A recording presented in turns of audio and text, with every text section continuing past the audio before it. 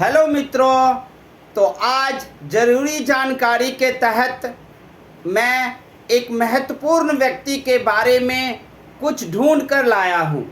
ये महत्वपूर्ण व्यक्ति हैं मोक्षगुंडम विश्वेश्वरैया। मोक्षगुंडम विश्वेश्वरैया जी को एमबी सर के नाम से भी जानते हैं।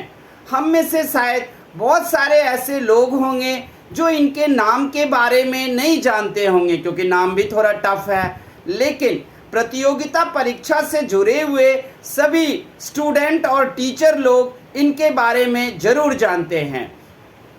ये भारत के पहले इंजीनियर थे और इन्हीं के जन्म दिवस पर में हमारे देश में अभियंता दिवस अर्थात इंजीनियर डे मनाया जाता है।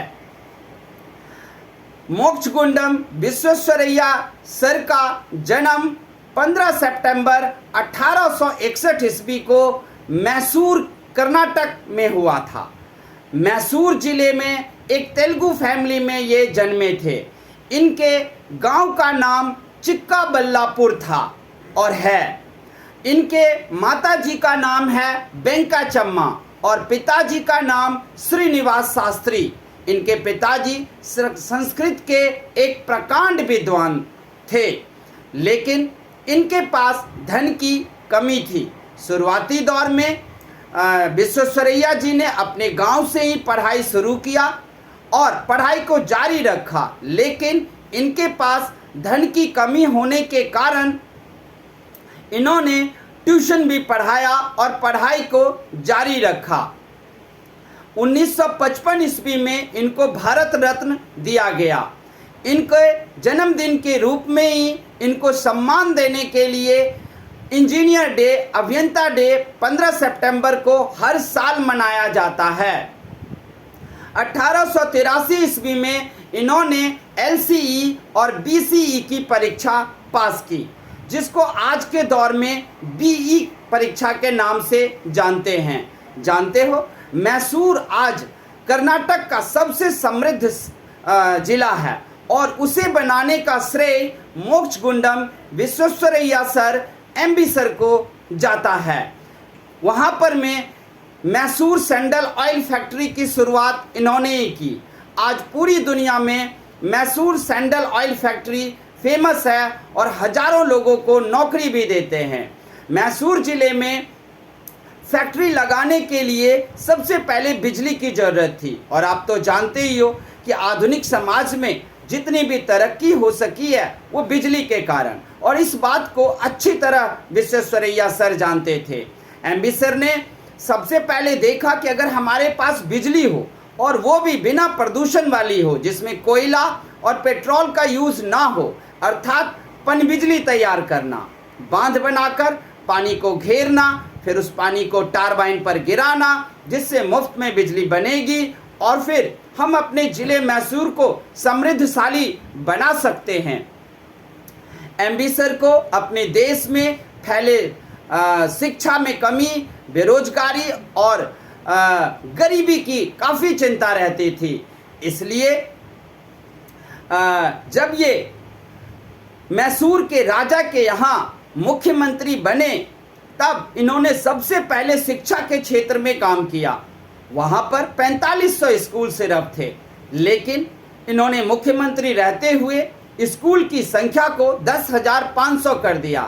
जहाँ पर स्टूडेंट पहले 1,40,000 आते थे, अब वहीं पर में स्टूडेंट 3,66,000 आने लगे। यही वजह है कि मैसूर का भगीरथ भी इनको कहा जाता है, क्योंकि एक भगीरथ थे जो गंगा को लाए और उत्तर भारत को समृद्ध बना दिया। एक MB सर हैं जो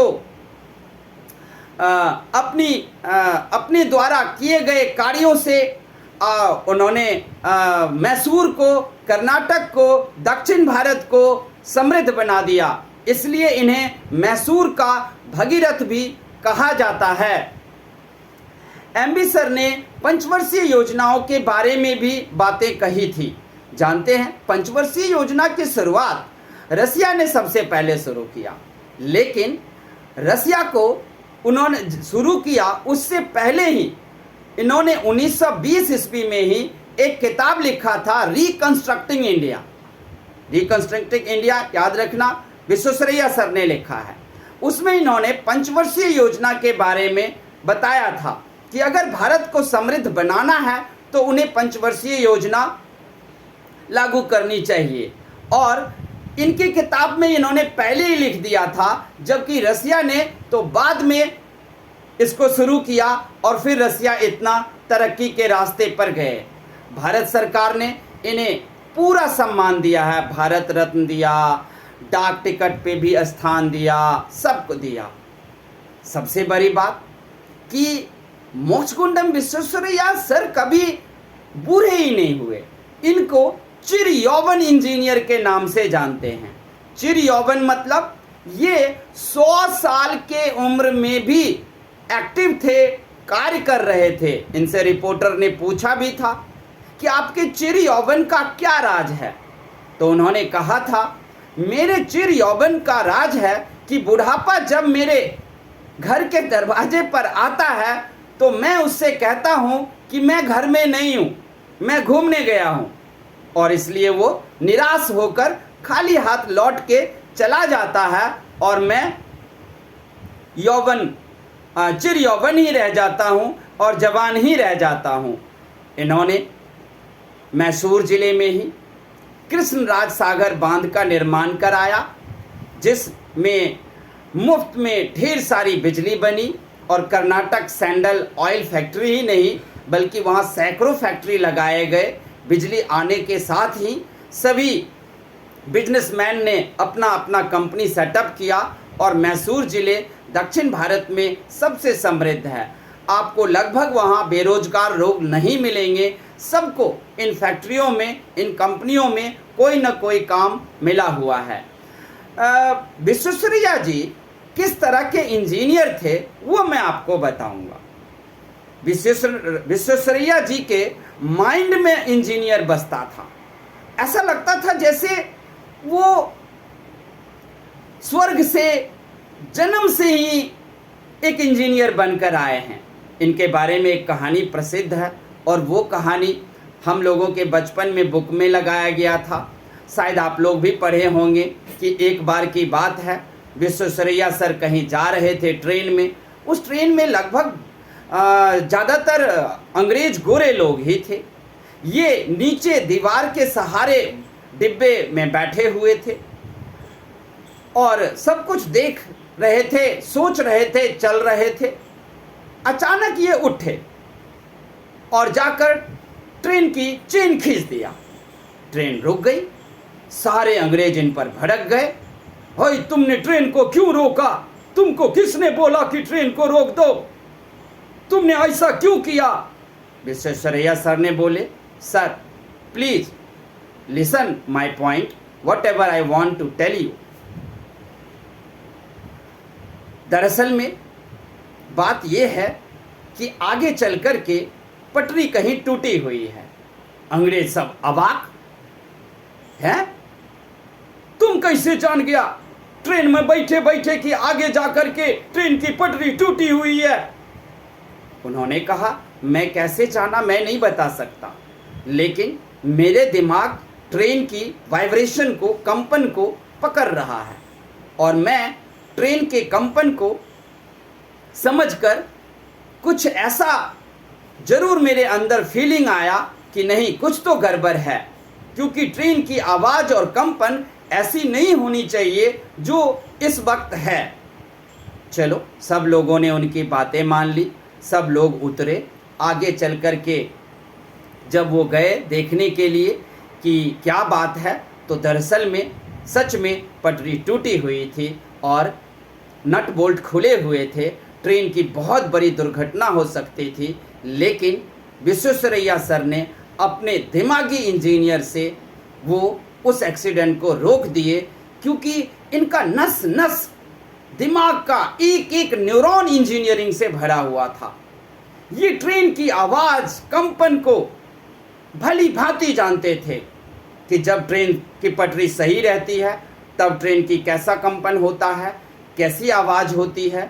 अगर कुछ दूर जाकर टूटी हुई है तो उसकी आवाज़ कैसी होती है ये अच्छी तरह इस बात को जानते थे। इनका ब्रेन जानता था, ये एक बॉर्न इंजीनियर थे।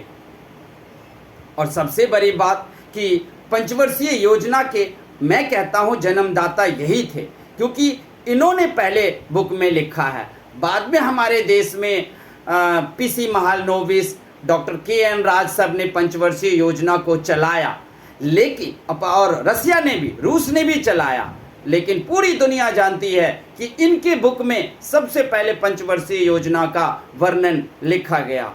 तो ये थे हमारे देश के इंजीनियर, हमारे देश के आधुनिक भारत के निर्माता थे। ये आधुनिक भारत के निर्माण में इन्होंने महत्वपूर्ण योगदान दिया और इन्हें हम कभी नहीं भूल सकते। ये वो शख्सियत थे। तो कैसा लगा आपको?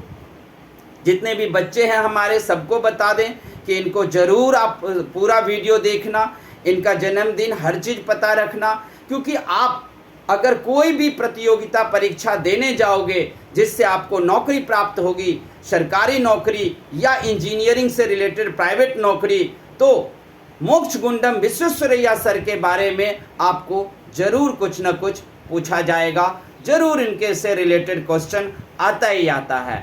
तो आपको ये हमारी वीडियो कैसी लगी ज़रूर हमें बताना, गलतियों को कमेंट में लिखना, ताकि मैं आगे से सुधार करूं और आपके लोगों के लिए नई नई जानकारी लाता रहूं।